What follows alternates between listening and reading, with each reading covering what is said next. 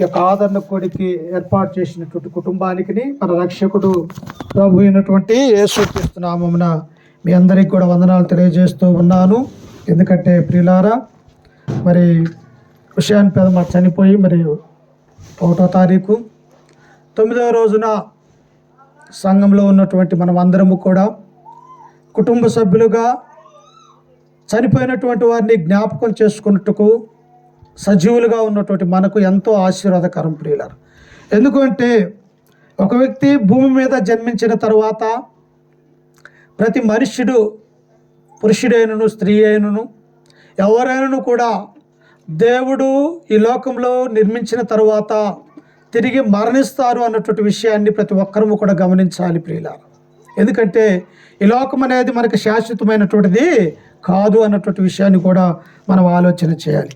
అందుకనే పరిశుద్ధ గ్రంథంలో నుంచి మనం చదువుకుంటే 90వ కీర్తన మొదటి నుంచి మనం చదువుకుంటే మోషే దేవుని యొక్క వాక్యం మనకు అక్కడ సెలవిస్తూ ఉన్నది. ఒకసారి చూడండి, 90వ కీర్తన మొదటి నుంచి మనం చదువుకుంటే, ప్రభువా తరతరముల నుండి మాకు నివాస స్థలము నీవే, పర్వతములు పుట్టక మునుపు భూమిని లోకమును నీవు పుట్టింపక మునుపు యుగ యుగములు నీవే దేవుడువు. అంటే ఈ యొక్క మోషే సెలవిస్తూ ఉన్నాడు ప్రియులారా, ప్రభువా తండ్రి అయినటువంటి దేవా, సమస్త సృష్టిని నిర్మించినటువంటి తండ్రి, ప్రభువా తరతరములకు నీవే దేవుడు అన్నటువంటి విషయాన్ని ఇక్కడ మనకు తెలియపరుస్తూ ఉన్నాడు. అంతేకాదు మాకు నివాస స్థలము కూడా అక్కడే ఉన్నది. ఈ భూమి మీద కొంతకాలం మనము బ్రతకటానికి వచ్చాము, కానీ ఎలాగైతే మన మధ్యలో ఉన్నటువంటి పెదమ్మ ఎలాగైతే ఆమె మరణించి ఉన్నదో ప్రియులారా, ప్రతి ఒక్క మానవుడు ముందు వెనక అన్నటువంటి విషయాన్ని మనము ధైర్యం కలిగి ఉండాలి. అందుకని ఇక్కడ అంటూ ఉన్నాడు, మాకు నివాస స్థలము నీవే అంటూ ఉన్నాడు. నీవు మనుష్యులను మంటికి మార్చుచున్నావు, నరులారా తిరిగి రండని నీవు సెలవిచ్చుచున్నావు. ప్రియులారా, మనం ఇంటి నుంచి బయటికి వెళ్ళిపోయిన తర్వాత ఎంతకాలమైనా లేకపోతే ఒక నెల అయినా ఎక్కడైనా ఏదైనా పని చేసుకొని మరలా మనం ఎక్కడికి చేరాలా? మన సొంత గ్రామానికే, మన సొంత ఇంటికే చేరాలి ప్రియులారా. అలాగనే పరలోకంలో నుండి తండ్రి యొద్ద వచ్చినటువంటి మనము తిరిగి ఎక్కడికి చేరాలని దేవుడు అంటూ ఉన్నాడు, నరులారా తిరిగి నా యొద్దకు రండి అని దేవుడు సెలవిస్తూ ఉన్నాడు ప్రియులారా. ఎందుకంటే మానవ దేహమైనటువంటి యొక్క మట్టి శరీరం ప్రియులారా, దేవుడు మానవుని నిర్మించినటువంటి విధానం ఎలాంటిదంటే మట్టి తీసుకొని ఒక రూపాన్ని ఏర్పరిచినట్టుగా మనము చూడగలము. ఆ తర్వాత ఆ మట్టి యొక్క ఆకారంలోనికి దేవుడు ఏం చేశాడంటే తన యొక్క జీవవాయువు అనేది ఊదగా నరుడు జీవం కలిగినటువంటి వాడాయనని వాక్యాన్ని మనము చదువుకుంటూ ఉంటాం. అందుకనే కింద వచనంలో ఆయన అంటాడు చూడండి, నీవు మనుష్యులను మంటికి మార్చుచున్నావు, నరులారా తిరిగి రండిని సెలవిచ్చుచున్నావు. ఈనాడు చూడండి, వృద్ధులు మొదలుకొని అవనస్తులు, ఆ తర్వాత అనేక మంది కూడా ఆయా యాక్సిడెంట్ల ద్వారా లేకపోతే అనారోగ్యాల ద్వారా అనేక విధాలుగా కూడా మానవాళి చనిపోతున్నటువంటి వారిని మనము చూస్తూ ఉన్నాం. అయితే ఈ లోకంలో ఒక వ్యక్తి చనిపోయినప్పుడు కుటుంబ సభ్యులుగా, రక్త సంబంధికులుగా, లేకపోతే ఆ యొక్క గ్రామంలో ఉన్నటువంటి ఎన్ని సంవత్సరాలు మన మధ్యలో జీవించినటువంటి ఈమె హఠాత్తుగా మరణించింది అన్నటువంటి బాధ, వేదన అయితే ప్రతి మనిషికి ఉంటూ ఉన్నది ప్రియులారా.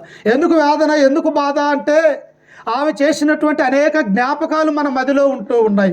అంత మాత్రమే కాదు, ఆమెకు దేవుడిచ్చినటువంటి కుమారుడు సైతము లేకపోతే కుమార్తె సైతము, అలాగనే భర్త, ఇలా ఈ విధంగా అనేకమైనటువంటి బాంధవ్యాలతో మానవుడు ఈ లోకంలో పెనవేసుకొని ఉన్నాడు. కనుక మానవుడు మరణించినప్పుడు ఏం చేస్తారంటే అనేక మంది కూడా దుఃఖిస్తారు, ఏడుస్తారు అన్నటువంటి విషయాన్ని మనం గమనించాలి. ఎందుకు? ఆమె మన మధ్యలో ఉండి ప్రతిరోజు కూడా మనతో మాట్లాడుతూ మనం ఉంటూ ఉన్నప్పుడు ప్రియులారా మనకు ఎంతో వేదన, బాధ కలుగుతుంది. అయితే ఒకటి మనం గుర్తుంచుకోవాలి ఏమిటంటే, ప్రతి ఒక్క మనుషుడు కూడా మరణిస్తాడు, ఈ లోకంలో విడవబడతాడు అన్నటువంటి విషయాన్ని మనం గుర్తుంచుకొని ఉండాలి.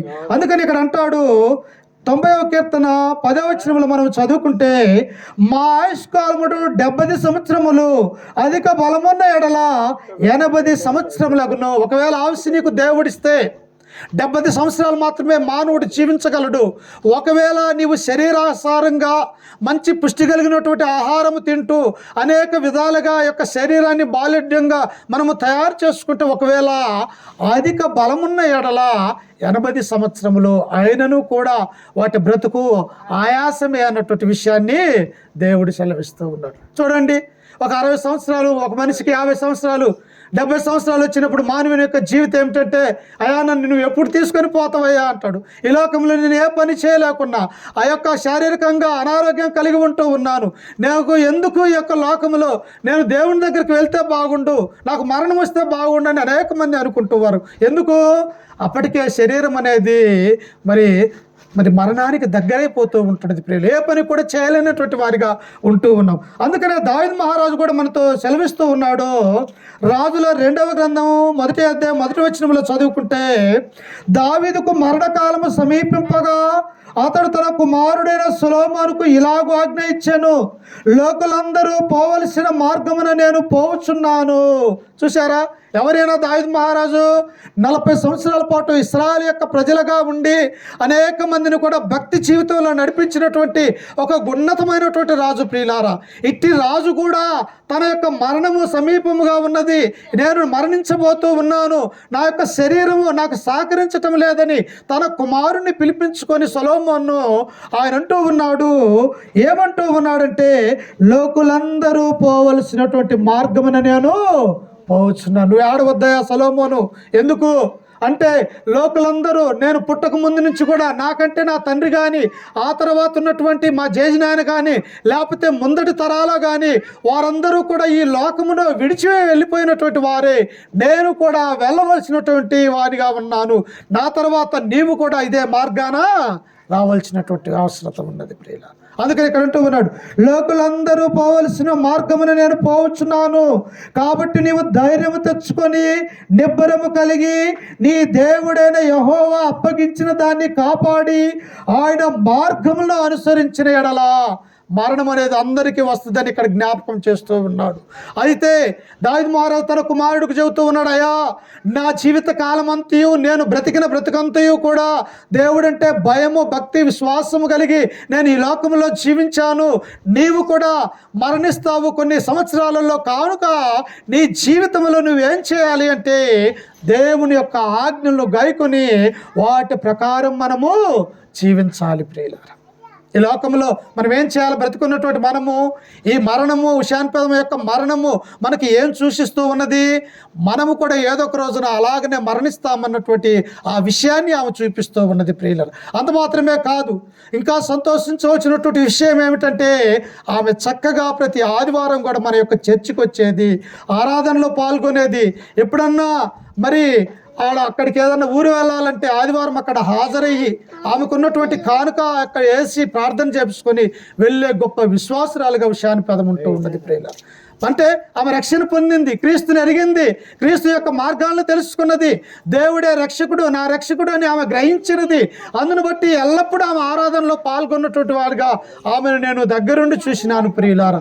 అందుకని ఇక్కడ సొలొమోనుతో దావీదు అంటూ ఉన్నాడు, అయ్యా నీవు కూడా దేవుని యొక్క మార్గాలు గైకొను, దేవుని యొక్క చిత్తానికి లోబడు, నీవు రక్షణ పొందినట్టయితే ఒకవేళ మనం ఇక్కడ మరణించినప్పటికీ కూడా ప్రియులారా మన యొక్క ఆత్మ ఎక్కడ ఉంటుందట? దేవునిలో ఉంటుంది. ఎందుకు? చూడండి, ఒక విషయం ఇక్కడ అంటాడు. అపోస్తలుడైనటువంటి పౌలు గారు తెస్సలోనికి రాసిన పత్రిక 4వ అధ్యాయం 13 చదువుకొని ముగించుకుందాం ప్రియులారా. చూడండి, ఇక్కడ తెస్సలోనికి రాసినటువంటి పత్రిక 4వ అధ్యాయం 13వ వచనం అంటాడు, సహోదరులారా నిరీక్షణ లేని ఇతరుల వలె మీరు దుఃఖపడకుండా నిమిత్తము నిద్రించుచున్న వారిని గురించి మీకు తెలియకుండా మాకు ఇష్టం లేదు. అక్కడ అంటూ ఉన్నాడు, ఓ తెస్సలోనికున్నటువంటి సంగమా, మీకంటే గనులైనటువంటి వారు ముందున్నారు, మనకంటే ఉన్నతమైనటువంటి వారందరూ కూడా మరణాన్ని ఏమన్నారో తెలుసా? నిద్ర అని అన్నారు ప్రియులారా. మా నిద్రపోయినటువంటి వ్యక్తిని తిరిగి లేస్తారు కదా, మరణించినటువంటి వ్యక్తి కూడా లేస్తాడన్నటువంటి విషయాన్ని దేవుడు ఇక్కడ సెలవిస్తూ ఉన్నాడు. అందుకని ఇక్కడ నిద్రించుచున్న వారిని గురించి మీకు తెలియకుండా మాకు ఇష్టము లేదు, యేసు మృతి పొంది తిరిగి లేచనని మనము నమ్మిన ఎడలా. ఎలాగా?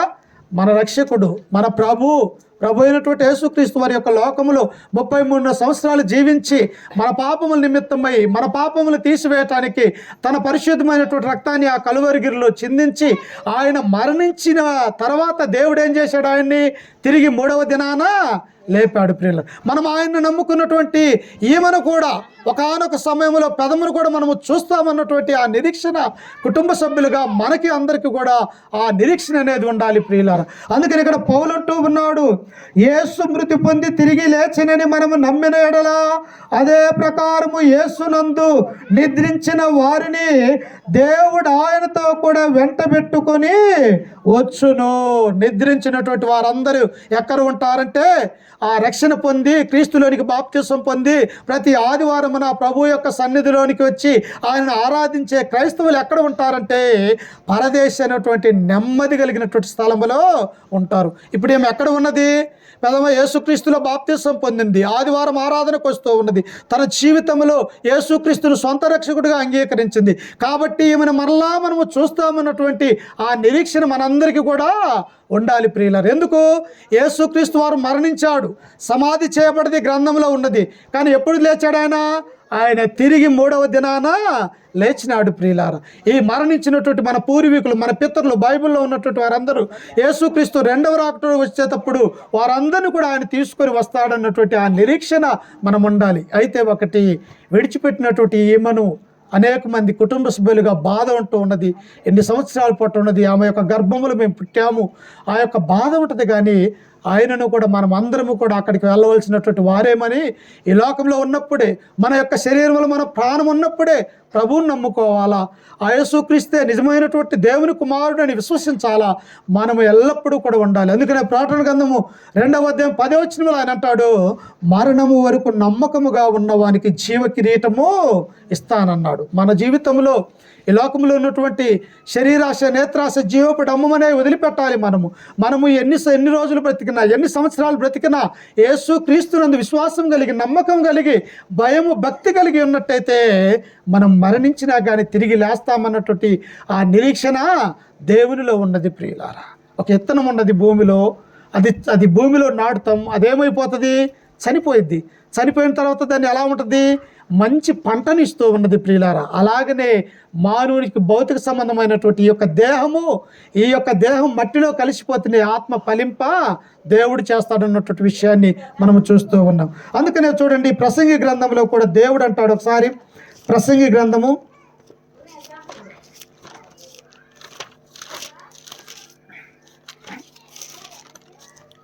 7వ వచనం, మొదటి వచనం చదువుకుందాం.